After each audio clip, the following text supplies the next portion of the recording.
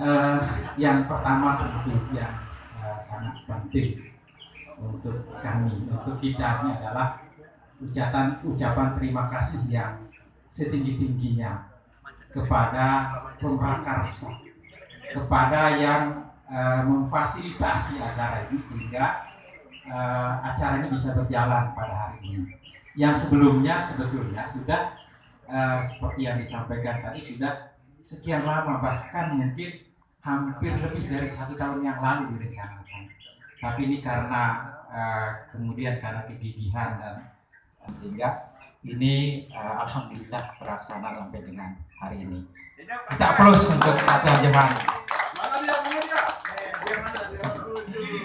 Mana Katuan Johan? Berdiri dulu. Video inilah yang memfasilitasi sehingga kita bisa berkumpul pada untuk kita terus selalu bersilaturahmi.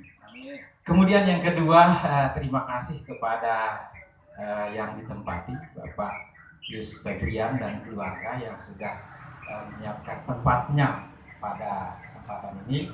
Mudah-mudahan juga kita bisa di lain waktu juga bisa melaksanakan acara-acara yang berikutnya di bapak-bapak ini sebetulnya ini karena kebiasaan saja mau bilang kawan-kawan, tetapi sebetulnya ini adalah kakak-kakak tiang, kakak-kakak. Jadi bapak-bapak, ada yang bapak, ada yang kakak-kakak.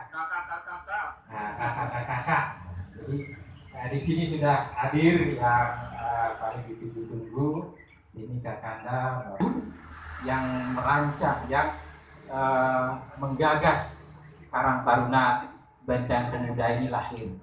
Yang dulu namanya kalau tidak salah eksis di bukan hanya di Kelurahan Rebige tapi di Kota Mataram, di Etang juga. Bukannya Benteng Pemuda ini habis, tetapi dia masih sedang berkiprah. Cuman memang ini perlu disupport, perlu didorong sehingga apa yang kita rasakan, apa yang menjadi cita-cita bersama untuk membangun perubahan, untuk membuat diri kita, kelurahan kita, kota kita, dan tentu bangsa dan negara kita ini menjadi maju dan terjadi sebuah perubahan. Nah, sebetulnya kita tidak punya acara yang formal, acara yang resmi, tapi ini juga akan sangat mungkin akan bermakna juga bila kita mendengarkan cerita-cerita ataupun kesan-kesan yang ini kita harapkan akan menjadi pembelajaran untuk generasi muda kita semua. Saya tanya Kak Tuan Johan ini yang paling mumpuni, apa caranya Kak Tuhan? Terserah sudah, kamu atur. Namun perintah ini di naratanah ini kan, kalau beliau sudah bersabda, pokoknya kamu atur di naratanah. Jadi mari kita coba mulai untuk menyampaikan ataupun bercerita apa saja yang akan bermuatan motivasi yang mendorong kita. Bisa saja misalkan tausiah untuk meningkatkan iman dan takwa, bisa saja sampel-sampel contoh-contoh untuk bisa menjadi pembelajaran. Oleh karenanya sebagai penutup yang akan membuka khasanah bagaimana Karang Taruna, bagaimana berorganisasi, bagaimana kiat-kiat. Nah, untuk yang pertama mungkin yang kita daulat ini Kak Tuan Fen dulu. Jadi kita kan ditangguh nih Kak Tuan. Ini tunas maaf. Harus tunduk. Jadi di sini tidak boleh ada yang menolak. Jadi Kak Tuan kita daulat untuk sedikit memberikan harus tunduk. Senior tiang balik. Bismillahirrahmanirrahim. Assalamualaikum warahmatullahi wabarakatuh. Selamat pagi, menjelang siang, dan salam sejahtera yang saya hormati senior-senior saya, kakak-kakak yang Kak Dian Muhammad, Kak Haji Johan, Mas Dodi, Mas Irfan rata-rata senior. Kalau saya mengharapkan senior, kalau ini kebetulan setara. Nah yang itu adik-adik. Jadi ada 3 yang sebaya, yang sana adik-adik. Karena masa atas segala lipat takwa dan hidayahnya pada pagi hari ini, alhamdulillah kita masih diberikan kesehatan, kekuatan sehingga dapat berkumpul bersilaturahmi di tempatnya Mas Yus dalam keadaan sehat. Rekan-rekan yang saya hormati, pertama saya juga mengucapkan terima kasih sudah didaulat pertama untuk berbicara, hanya untuk menyampaikan barangkali sekedar pemikiran-pemikiran yang tertanam aja dalam benak saya. Namun perlu kami sampaikan secara pribadi, saya sebenarnya tidak ada apa-apanya dibanding kakak-kakak tiang. Kalaupun sekarang orang mendaulat saya, menjaga saya sebagai Sekda Kota Mataram, karena kebetulan tidak ada Kak Anul di Kota Mataram, tidak ada Kak Johan di Kota Mataram, tidak ada Mas Dodi atau Mas Irfan di Kota Mataram. Seandainya mereka ini bergelut di pemerintahan Kota Mataram, mungkin mereka ini yang jadi Sekda. Perlu barangkali juga kami sampaikan apa yang teman-teman lihat sekarang tentang saya.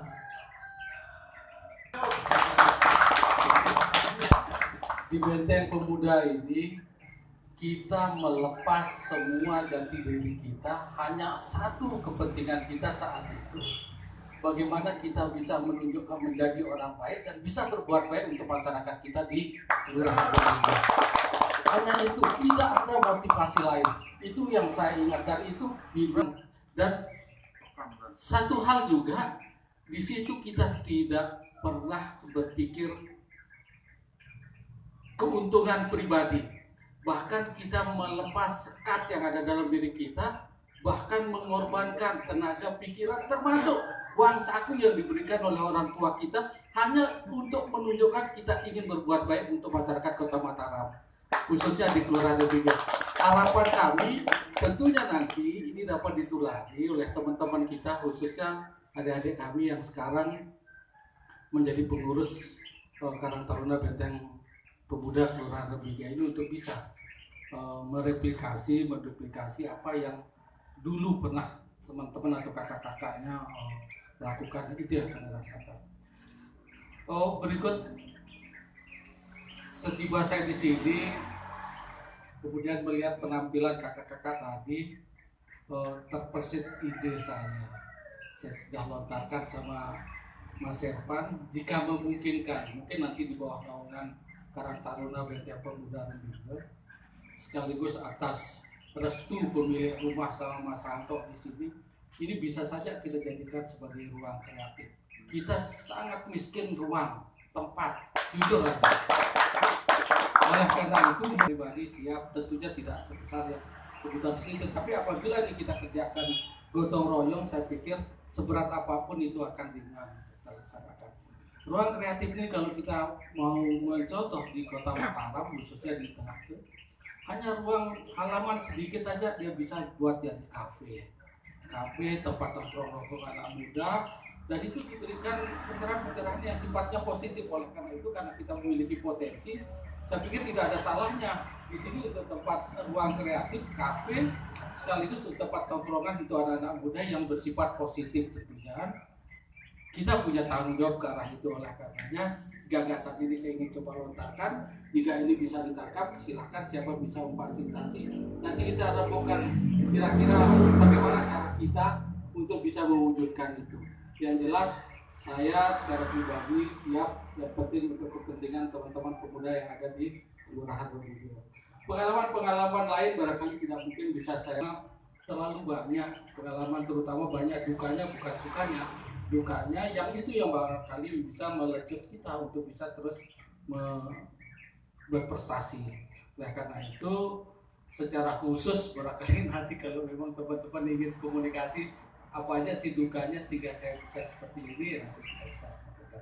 Mungkin ini aja, hanya sekedar menuntut apa namanya daulat dari Rombo. yang banyak ilmunya itu ada di Abdul Haji sama Kak Haji Tohan Bahari. Hari kita sama-sama gali. Kalau saya hanya sedikit, bahkan itu sebagian kecil yang saya terima dari beliau. Saya pikir demikian, kurang lebihnya mohon maaf. Bila itu oleh daya. Assalamualaikum warahmatullahi wabarakatuh. Kita tarik kesimpulan. Pertama, berbuat dengan ikhlas sehingga itu akan menghasilkan sesuatu yang mungkin jauh di luar harapan kita. Kemudian yang kedua, ini gagasan untuk membuat satu ruang kreatif. Nah ini kalau ini kita tidak tangkap, apalagi ini Karang Taruna ini sedang merong-merongnya ini, kalau kita tidak tangkap sebagai satu gerakan, PEN tadi sudah mendukung dan yang yakin bahwa tidak beliau sendiri yang akan mendukung, banyak sekali akan dukungan-dukungan yang akan lahir untuk kemajuan kita bersama. Nah kita daulat yang kedua Kakanda, ini Kakanda Dianul Hayezi untuk bisa. Wah, saya ini sebenarnya mau usul sama Pak protokol tadi. Jadi kawan-kawan yang lain juga diberikan untuk memberikan pesan-pesannya karena ini reuni. Jadi saya kira juga semua boleh diberikan kesempatan walaupun salah. Artinya bukan diberikan kesempatan, wajib mengungkapkan perasaannya. Kira-kira ini. Allahumma salli ala Muhammad wa ala sayyidina Muhammad. Allahumma salli ala sayyidina Muhammad habibil mahbubil maghfuril qurab.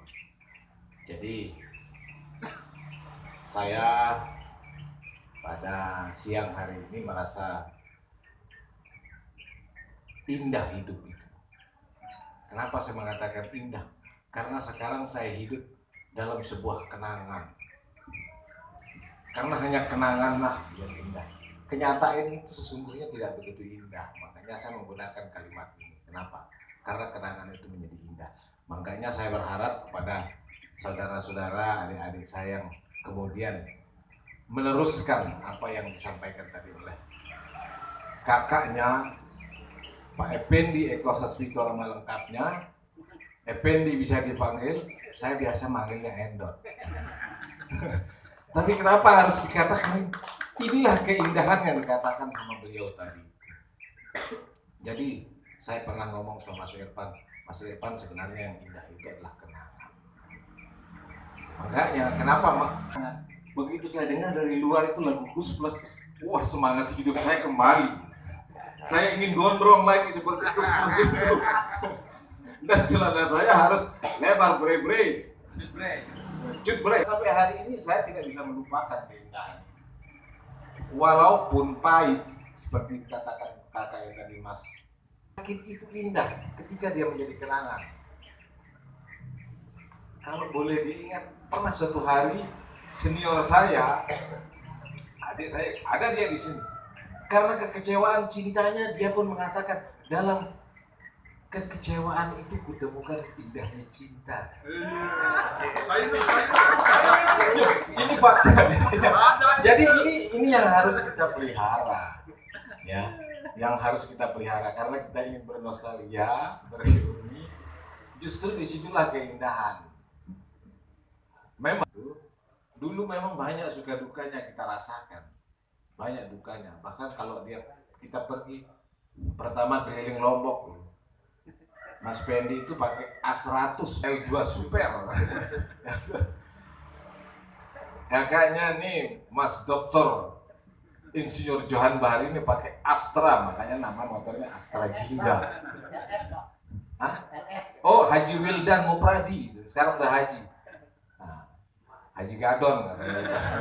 Ini akrabnya, jadi bukan berarti nama itu menjadi suatu, tapi adalah bentuk keakraban. Nama kesayangan. Ya saya harapkan juga begitu cairnya seperti cairnya nama dipanggil itu. Si Rebige ini sebenarnya luar biasa. Saya mengatakan luar biasa besarnya adalah ketika di zaman itu, maaf saja kalau kita mau menyampaikan hari ini mungkin orang katakan kita sombong. Tidak ada yang lebih hebat dari berpikir. Ya, Gebang, kalau Gebang wajar karena di situ ada tentara banyak.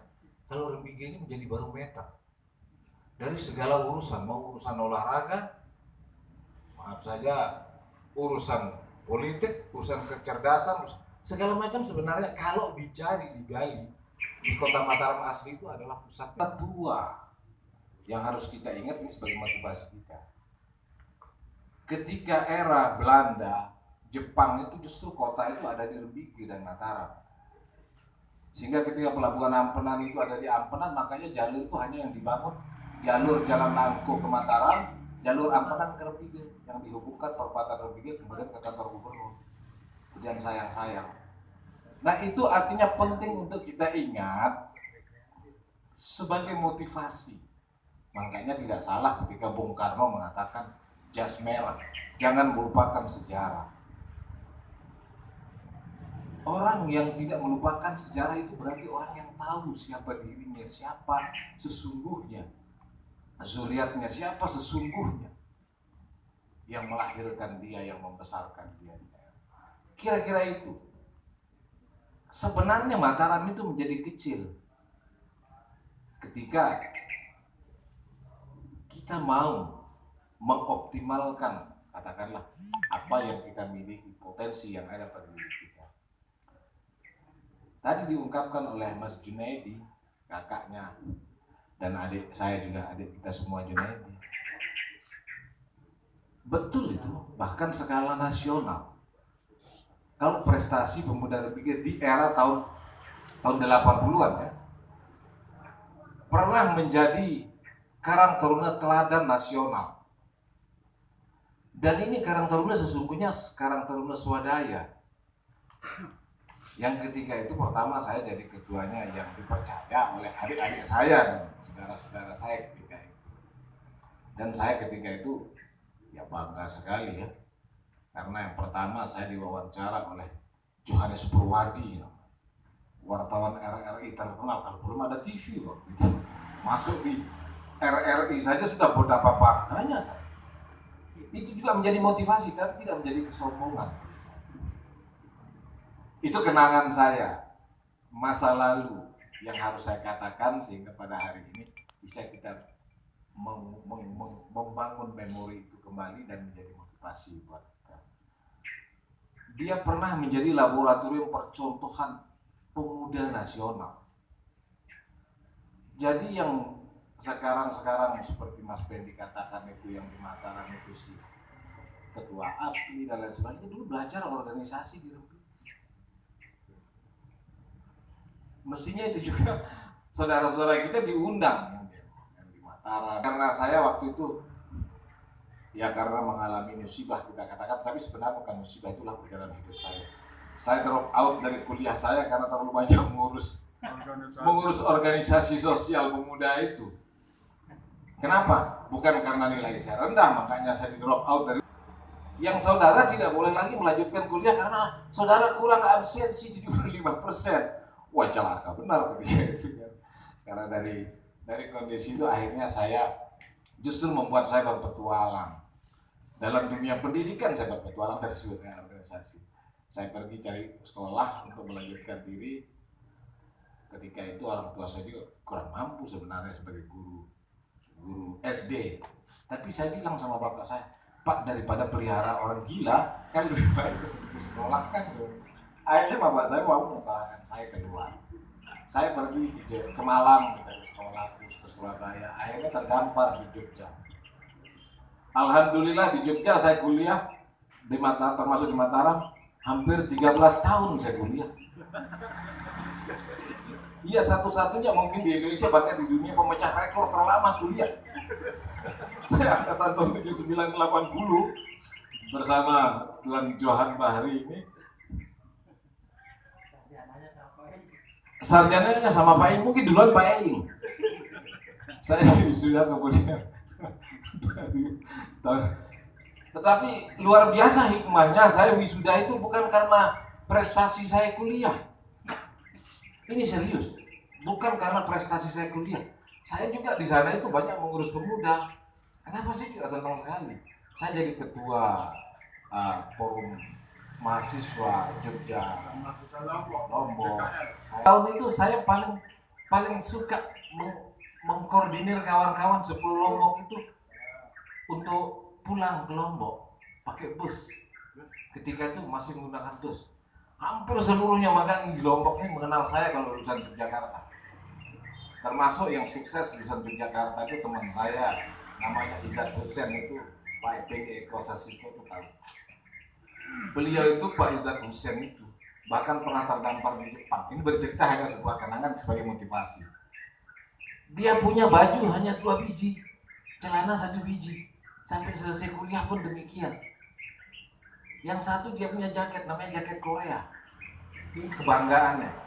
Tapi alhamdulillah sekarang dia menjadi milioner. Itu karena motivasi pada dirinya dia tumbuhkan seperti kata Mas Pin. Kita bisa, ya pasti bisa. Apalagi kalau kita melihat latar belakang kita di LBG ini seperti itu. Cuman kuncinya sekarang bagaimana kita, istilah kerennya orang sekarang itu tik-tak. Jadi sesungguhnya bagaimana saling mendorong, saling membangun, tidak saling menjatuhkan, tidak saling mengignore. Karena kita semua membawa takdir kita masing-masing. Artinya disinilah sebenarnya. Kalau saya kemudian pikir, kenapa saya katakan begitu? Karena kemudian saya selain daripada perjalanan panjang saya sekolah, karena tidak mau mendapat sampai 13 tahun itu, karya saya terakhir di Jogja itu tahun 1991. Saya Lombok selama 1 bulan di satu hotel berbintang yang paling terkenal di Jogja saat itu, namanya Hotel Ambarukmo. Tidak ada hotel sehebat itu di Jogja gitu. Sampai direkturnya namanya Pak Diki tidak percaya apa ini benar mau kerja mahasiswa. Benar. Kenapa saya lakukan itu dulu ketika sampai mengadakan seminar? Terdorong saya pada berita, ketika itu berita Tempo pernah membuat budaya Sasak itu budaya maling. Iya, itu pernah ribut dulu. Budaya maling. Kemudian terdorong saya untuk mengadakan seminar awalnya. Seminar terbuka, kemudian berkembang menjadi terutama tamu dari daerah, mau gubernur. Nah disitulah saya bisa mempertemukan Hamengkubuwono dengan gubernur NTB. Nama kegiatan itu Paras Budaya Lombok. Bahkan ketika itu, ya namanya saya juga tidak banyak yang mendrive ya, karena itu mungkin berkembang hanya dengan sendirinya. Satu tumpuk itu kartu nama itu saya terima di sekretariat itu, dan sebagian besar meminta saya, kenapa Mas tidak mengadakan di Jakarta? Kalau Mas model ini diadakan di Jakarta, luar biasa Mas. Ini pengusaha. Karena yang saya datangkan dari waktu itu waktu terkenal, jadi kerajinan Lombok. Dari hal kerajinan menjadi pengangguran sih cukup lama. Tetapi saya nganggurnya juga enggak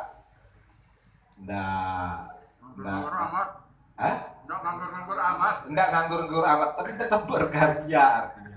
Dalam koridor motivasi saya tidak pernah mau membunuh. Saya punya cita-cita untuk menjadi manusia yang baik seperti katanya Mas Ped itu bermanfaat bagi orang lain. Melepaskan segenap semua bentuk hal-hal status yang ada pada diri saya. Bahkan saya bergaul dari hal yang kelas biasa di perapatan. Pak Andy Sulendi ini tahu. Betul, dia tahu saya. Bagaimana ketika saya jadi ini kenangan saya. Tidak, tanya itu Pak Andy. Dan Pak Andy ini kemudian kerjanya ada sepeda motor saya, apa namanya? L2 Super belum ada ngojek, dia ngojek di perempatan itu carikan kita uang untuk menggerakkan orang. Begini-gini Pak Endi ini juga besar kan. Saya nunggu dia di perapatan Rebing itu sampai waktu itu Pak Haji Umar jadi lurah.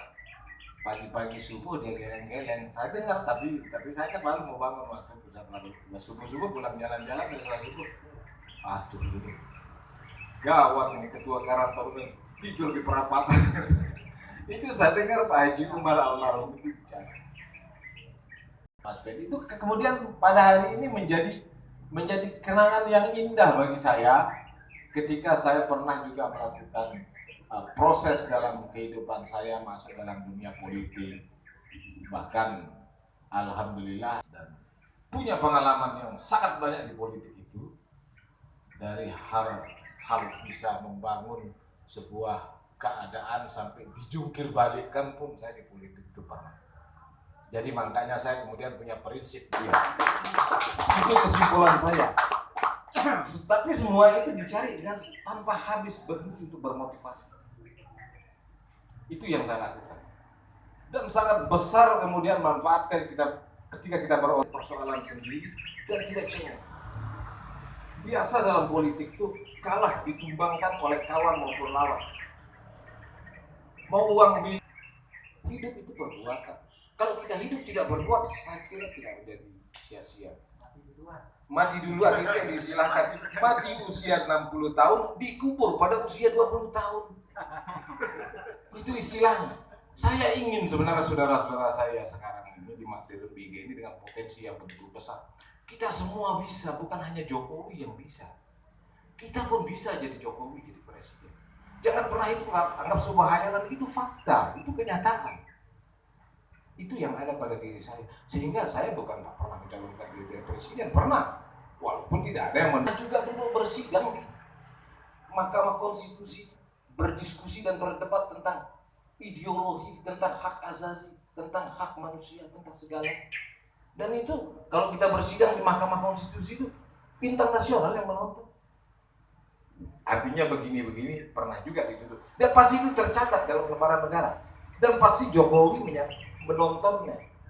Tidak mungkin peristiwa di Mahkamah Konstitusi.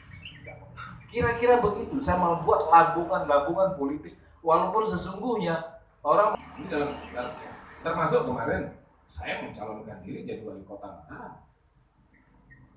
Walaupun orang mengatakan, oh dia ini apalagi katanya. Di mana dia mendapat uang di anunya? Banyak orang mengatakan begitu. Tetapi kenyataannya kita mampu berproses di lembaga itu sampai hari terakhir. Bahkan sidang terakhir pengadilan mengatakan KPU itu bersalah. Walaupun dieksekusi dia bersalah. Cuma persoalan mau yang walaupun habis duit dan hasilnya seperti itu, saya katakan itulah hasil terbaik buat saya. Kenapa? Karena itulah salah satu tesis yang saya pakai, yang saya ambil dari surat Al-Baqarah. Apa yang kamu lakukan, apa yang kamu inginkan belum tentu itu yang terbaik. Tetapi apa yang kuputuskan, kata Tuhan, kata Allah, itulah yang terbaik buat kamu. Itu yang membuat diri saya tidak pernah surut. Walaupun orang mengatakan mengignore mereka, oh saya tetap hargai itu orang, karena itu akan menjadi motivasi buat saya. Kembali juga kalau kita ingin menangkap apa yang ditawarkan Mas Effendi, saya katakan begitu karena itu sebenarnya memang di sini dia tender, tapi ketika dia menawarkan tadi suara sektor, artinya bukan salah satu sebenarnya potensi yang ada di kami ini. Sambut dengan baik untuk mendukung itu sebagai lembaga kreatif. Bahkan saya bilang sama salah satu kawannya Pak Indra, coba pikirkan sekarang Anda baru punya DPR selama sekian puluh tahun dan mungkin tidak punya DPR. Sekarang ada DPR dan ada Sekda. Terlepas itu ranah wewenang masing-masing dan punya kebijakan masing-masing, tapi pasti tidak ada. Sampaikan aspirasi, nggak usah jauh-jauh. Ini Kalimidang luar biasa indahnya, saya bilang. Masa kecil saya hidup di situ, mata air banyak, airnya jernih, bening. Kalau itu saja dibersihkan, dikelola, dipasangkan bronjong, kemudian, dan alhamdulillah sekarang mungkin inisiatifnya Pak Johan Bahri ini sudah ada, saya lihat ada bronjong.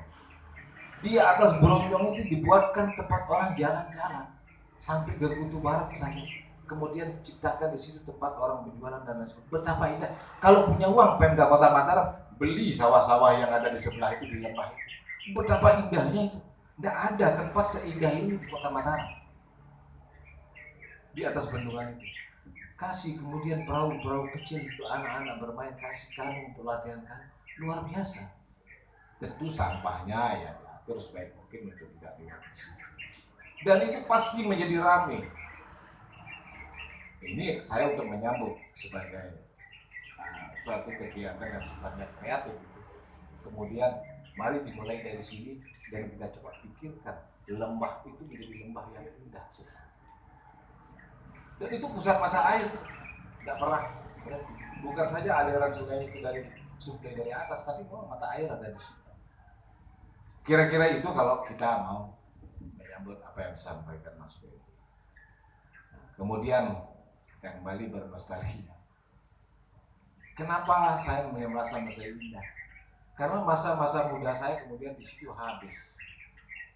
Saya mendirikan pencinta alam namanya Palarimba Palarem bersama Tuan Johan, Tuan Effendi, Tuan Evan Irianto, yang bahkan malam-malam saya, hari-hari saya tidak pernah pisah sama beliau-beliau ini sebenarnya. Sampai pagi kadang-kadang begadang dalam diskusi-diskusi kita pada malam-malam seperti dengan Mas Agus Bogel, lebih dikenal kalau dulu Mas Agus apa? Bukan kenangan-kenangan saya yang lucu. Ketika ya namanya saya jadi ketua Karang Taruna kan, jadi semua harus bertanggung jawab, walaupun nggak bisa saya harus bisa. Itu mau aja jadi depan bernyanyi. Karena saya berpikir kan tidak perlu suara saya, itu yang penting gaya saya. Akhirnya setelah begitu saya bernyanyi, melantunkan lagu, bubar penonton. Ada yang lebih membuat saya lagi terkesan. Suatu hari ada acara kita ya, setiap tahun peringatan Isra Mi'raj, Maulid Nabi dan lain sebagainya. Puitisasi ini adiknya Mas Agus Supandi ini namanya kakak adik ya, Mbak Wiwin. Sekarang dia profesor kalau nggak salah.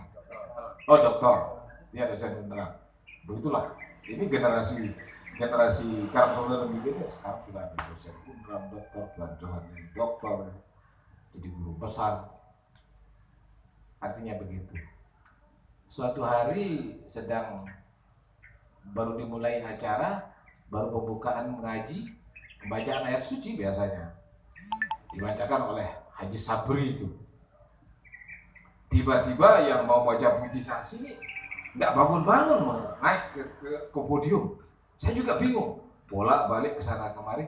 Yang mau baca puitisasi ini menangis, diundang masjid itu nangis. Ternyata diganggu, nggak tahu siapa yang mengganggu, Mas Ervan atau Mas Johan Bahri. Dua-duanya tersangka ya. Ini rupanya kemudian membuat saya mengambil suatu sikap keputusan. Saya harus tampil membaca puitisasi. Walaupun nggak bisa, saya tampil. Baik, ke atas podium. Assalamualaikum warahmatullahi wabarakatuh. Dengan suara yang saya buat supaya indah didengar. Kemudian ketika saya memulai puitisasinya, semua orang bingung. Ada tuan guru, haji dan sebagainya, tokoh-tokoh masyarakat, pada termasuk niniknya ketua Karang Taruna sekarang, ini Haji Munir Mami Munir. Saya di situ bukan aku berlindung kepada Tuhan dari godaan yang syaitan yang terkutuk. Saya langsung mengatakan saya berlindung kepada syaitan dari godaan. Itu yang membuat orang tidak ada Tuhan ya. Jadi ya karena memang saya bukan ahlinya di bidang itu, tapi saya harus lakukan itu. Kira-kira itulah gambaran saya ketika saya menjadi pioner istilahnya, jadi depan, jadi apa di Gelora terpikir ketika itu. Kemudian banyak memang hal yang indah-indah, dan hari ini mungkin kita bisa mengevaluasi, merefleksi, melihat Itu yang terjadi peristiwa itu kata-kata. Kenapa memang seperti dikatakan Pak Junaidi ini tadi? Kakanda ini, adinda bagi saya, dan kakanda bagi yang lain, Dr. Haji, Insinyur Haji Johan Bari, sampai beliau ini karena kemampuan untuk melakukan entertainment seperti hari ini, dulu mereka dijuluki Don King Nyarmige, Tuan Johan Bari. Memang beliau memang menyukai, ahli dalam bidang. Nah kadang-kadang kemudian kalau bukan siapa ya, saya kemudian sering merasa sedih ketika mendengar ada adik-adik saya ngumpul melakukan sebuah rencana ke depan, kemudian saya tidak lihat Mas Eko Sasmito diundang, Mas Insinyur Johan Bahari Doktor dan lain sebagainya diundang. Saya ada merasa, loh kok enggak diajak? Artinya rindu, pingin. Di situ kita melakukan karya-karya kiprah-kiprah yang terbaik. Saya kira mungkin sangat banyak kalau saya mau cerita tentang perjalanan dari pergi keliling Lombok, belum ada jalan. Mas Hebat tahu, belum ada jalan keliling Lombok. Nangis. Betul ini. Beliau nangis. Bahkan kan sih diprotes. Mas Benny, saya punya kenangan tersendiri lagi. Mas Diano, kata maminya lah almarhumnya. Kita bacakan Al-Fatihah. Al-Fatihah.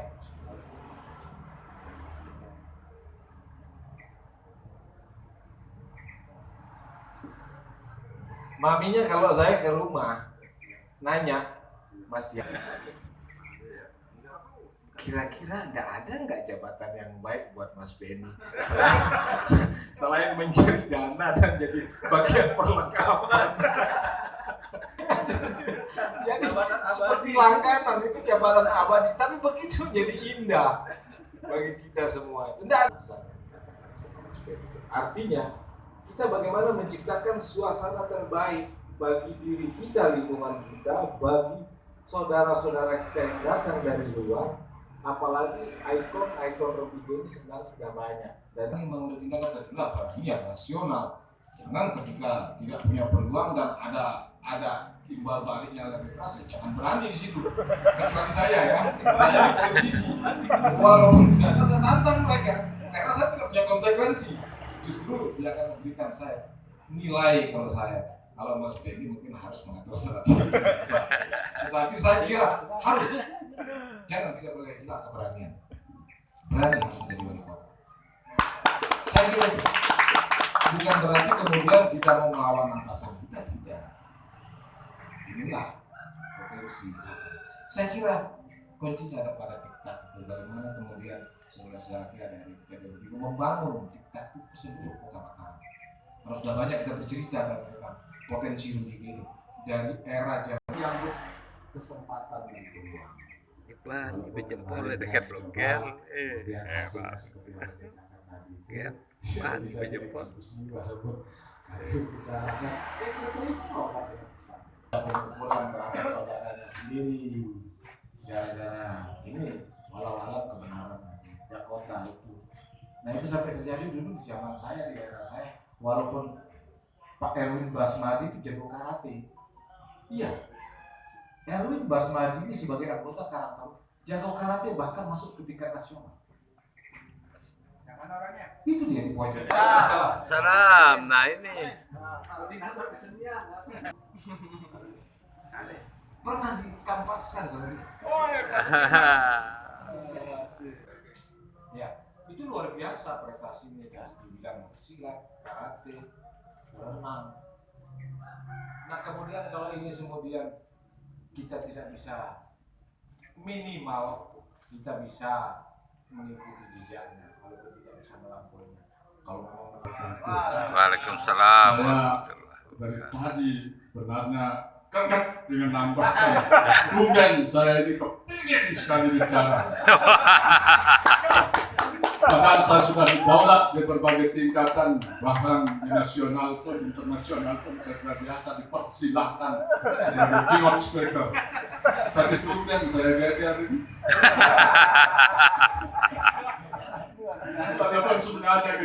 masakan sudah menunggu cukup lama, tapi nanti kita ngerti ya.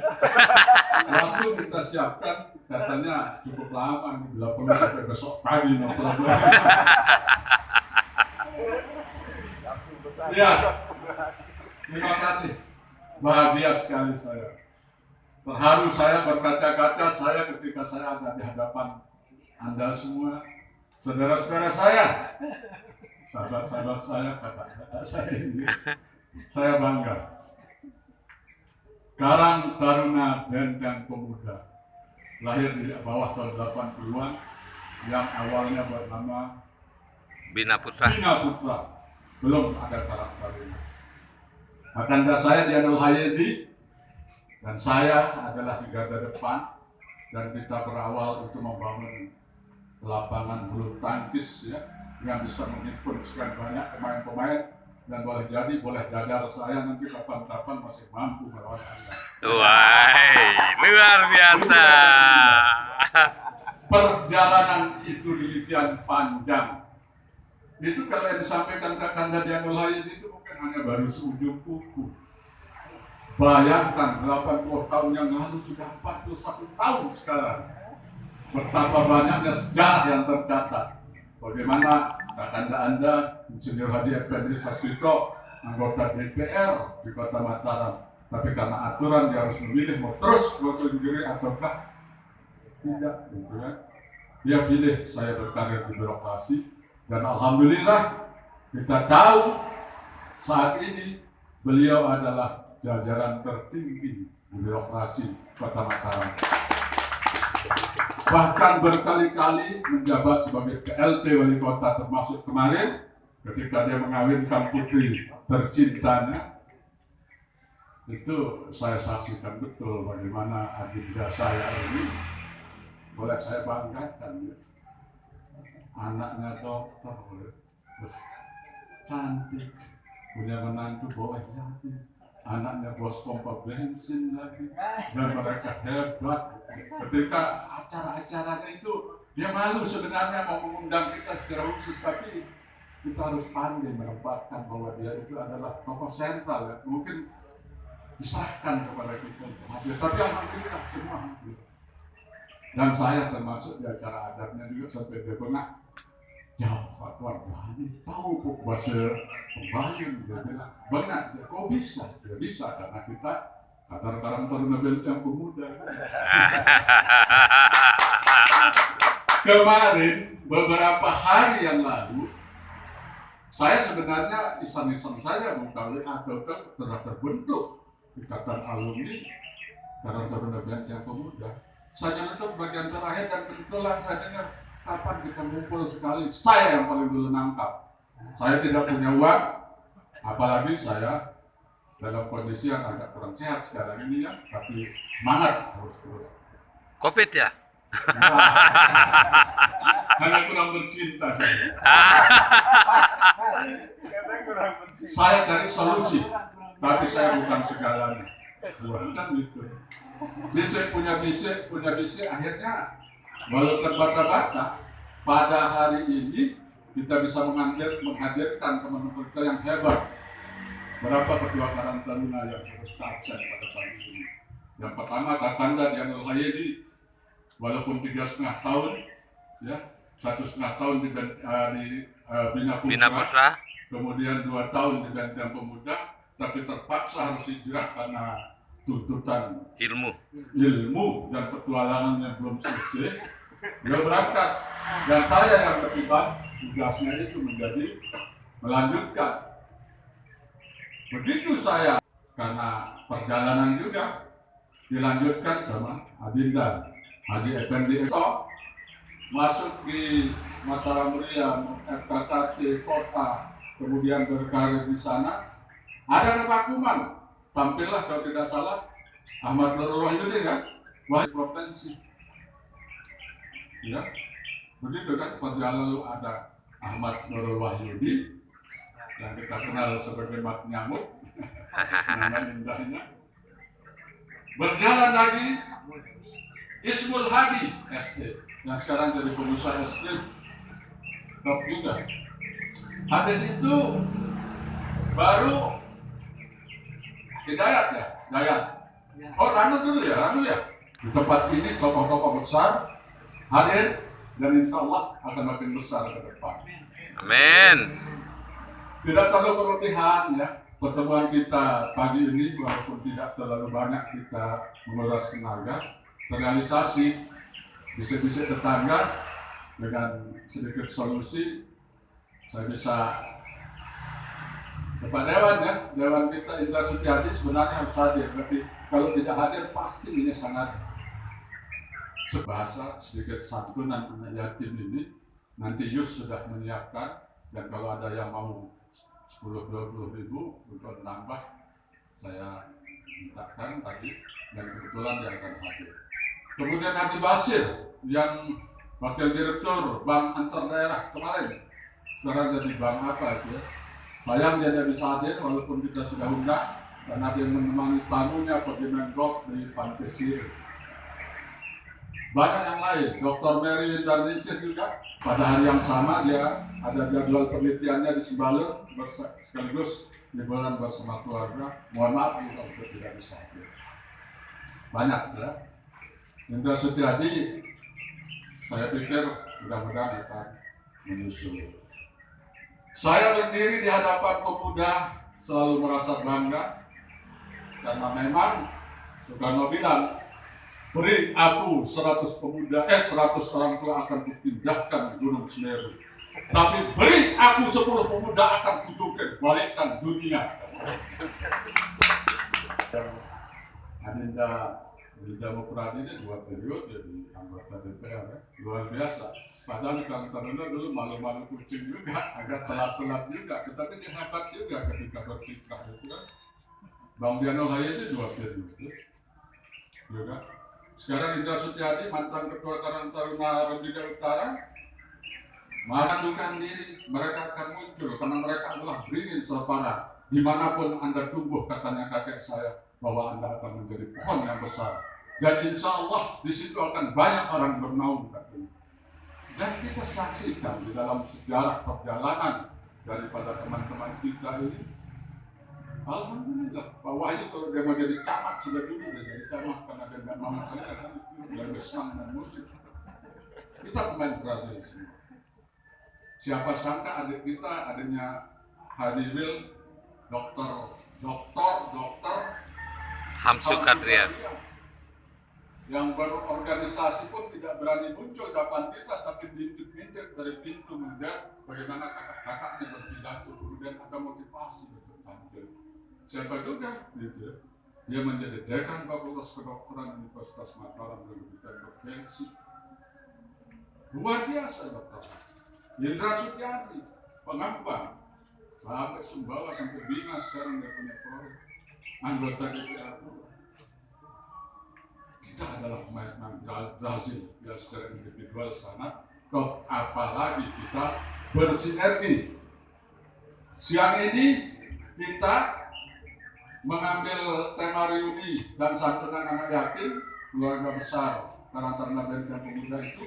Bagaimana kita bernostalgia, bagaimana kita bersilaturahmi, dan bagaimana kita membangun sinergi, saling motivasi seperti ini.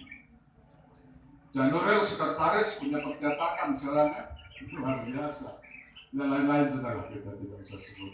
Kita memang semua alhamdulillah.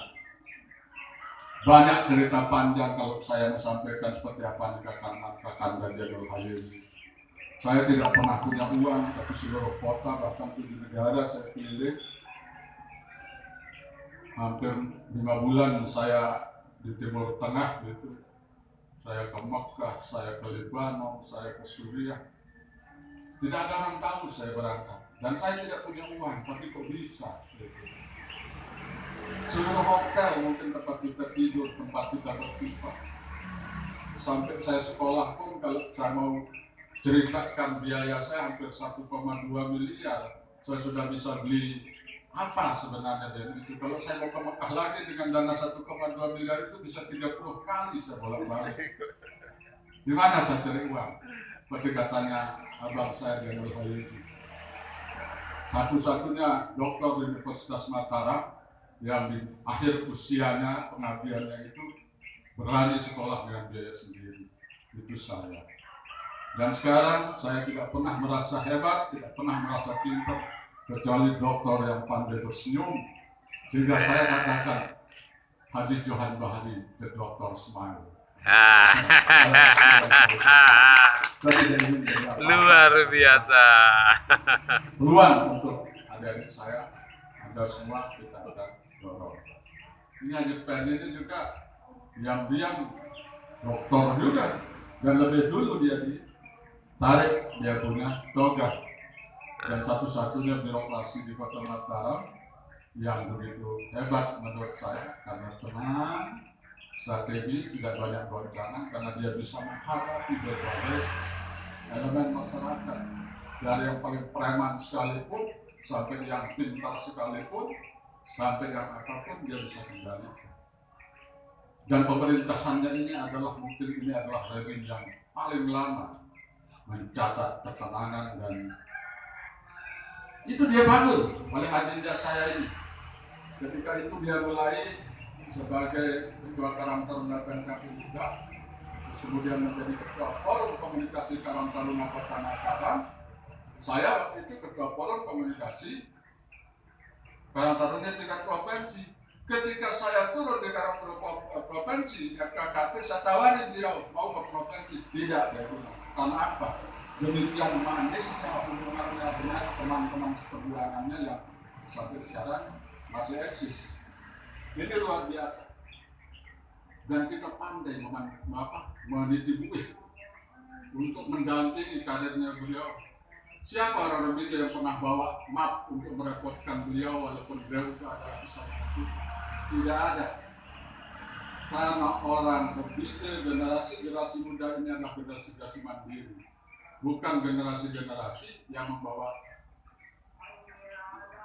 kekisah kemana-mana mendapatkan berlebihan. Hanya beberapa tahun terakhir, adinda saya menempatkan saya sebagai Majelis Pertimbangan Kelitbangan di Kota Mataram. Sudah 2 tahun 3 tahun Pak dia. Jadi di Majelis Pertimbangan Kelitbangan, Kelitian dan Pengembangan saya bisa mengeluarkan satunya pemikiran untuk strategis. Dan alhamdulillah masih disuruh ketat. Bahkan beberapa kali saya ditawar di Dewan Riset Daerah, tapi belum dilanjutkan. Bahkan saya juga diinginkan di penyelesaian mediasi. Kita akan jalan bersama-sama. Dan adik saya, saudara Adi, ya seperti Kakanda Diana tadi bilang, tidak enak memang jadi ketua. Pasti akan banyak tantangan, pasti akan banyak recokan. Tetapi disitulah ketika kita mampu bertahan di dalam kekurangan, di dalam goncangan, itu akan membuat kita tertempa, akan makin kuat. Satu, kita ingat bahwa Anda hadir sebagai ketua Karang Taruna itu adalah harapan dan pilihan banyak orang. Ini tidak boleh dia sia-siakan, catat sejarah seperti kakak-kakaknya. Politik itu bisa pasti, Anda bisa ikuti, tapi harus strategis karena bermain di lini tengah. Jangan terlalu maju untuk hal-hal yang bisa tidak sepaham, misalnya boleh secara individual, tetapi Karang Taruna secara khusus itu adalah independen, tidak menunjukkan aliansi politik, tapi bukan berarti tokoh-tokohnya tidak bisa berpolitik. Ya, barangkali kalau saya bercerita terlalu banyak, ya senang juga sih. Siapa tidak senang gitu berdongeng, bercerita, apalagi tentang keindahan. Saja kalau kita catat pengalaman dan kisah-kisahnya ini berhalaman-halaman, tidak akan cukup waktu sehari untuk kita mencatatnya. Nah, saya tidak bisa berpanjang kata lagi karena kita diikat oleh waktu, kita bertemu karena waktu, dan kita juga harus mengakhiri ini juga karena waktu. Jadi sebentar lagi habis sholat zuhur seperti yang disampaikan, nanti akan ada sambungan. Namun sebelum itu mari kita rehat dulu. Silahkan bagi kawan-kawan yang bapak-bapak, kakak-kakak yang ingin rehat dulu, kita sholat, makan, kemudian untuk melanjutkan acara ini sampai sekiranya bersedia sampai sore. Jadi begitu dulu Kak Tuan deh. Jadi kita tutup dulu untuk sementara, nanti kita lanjutkan, kita buka lagi ya.